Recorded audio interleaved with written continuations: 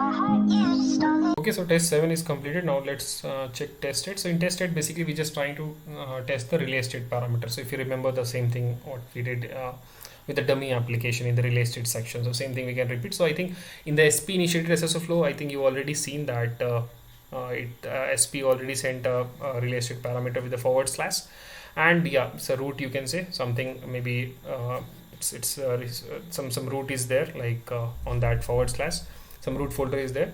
And yeah, like PingFederate from IDP side, it's not modifying anything with the RelayState parameter. It simply just send the same value in the response that we have seen in the SP initiated SSO URL.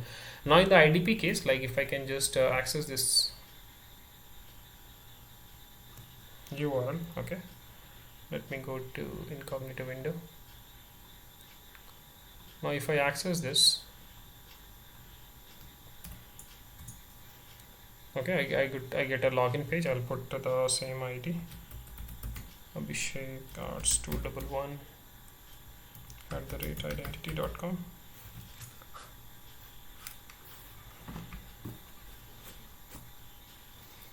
identity.com, and in the password same thing.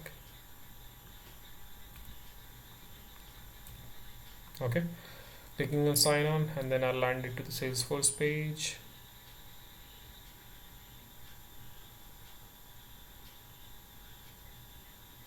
Okay,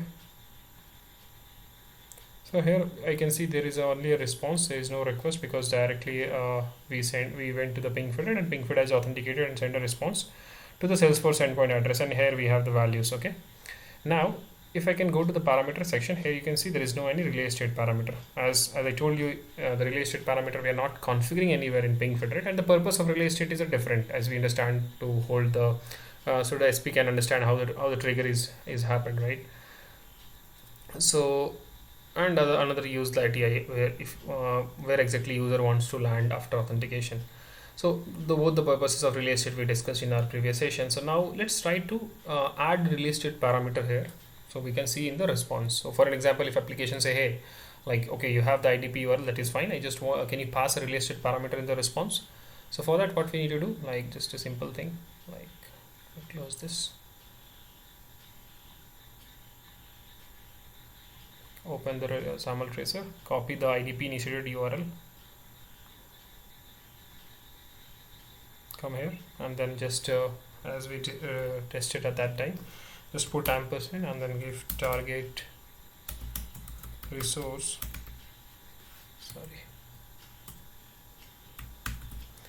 target resource equals to, just put something like https www.google.com. okay, just access this address. So first it request came to PingFederate. PingFederate has given you login page, just enter the same ID, password,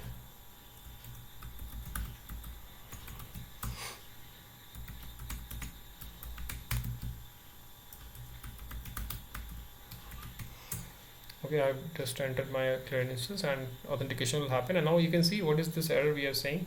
It says invalid page redirection. The page you attempted to access has been blocked due to a redirection on to an outside website or an improperly coded link or button. Please contact your Salesforce admin for assistance. So now here Salesforce is not looking us to add that RelayState. We added just for testing.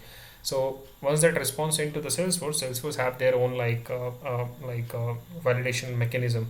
So they can see that the user wants like a redirection here to went to that address, which is basically outside website or an improperly coded link, what they are saying, right? So if we can just, but our intention is to just look that in the response whether we have that parameter or not. So if you can just go to the SAML response summary. Yeah, this is a SAML response summary. Where is that?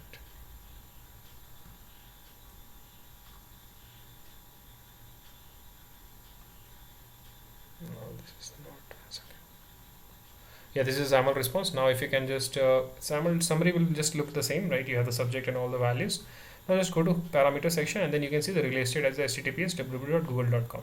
So this is the way you can pass a RelayState parameter in the case of IDP initiated SSO flow also, by just adding that parameter target resource in the IDP initiated SSO URL. Okay, so yeah, this looks fine. Let's jump to the next session. Okay, I hope you are understanding the things. If you have any confusion, please put in the comment section. We can discuss again. Thank you.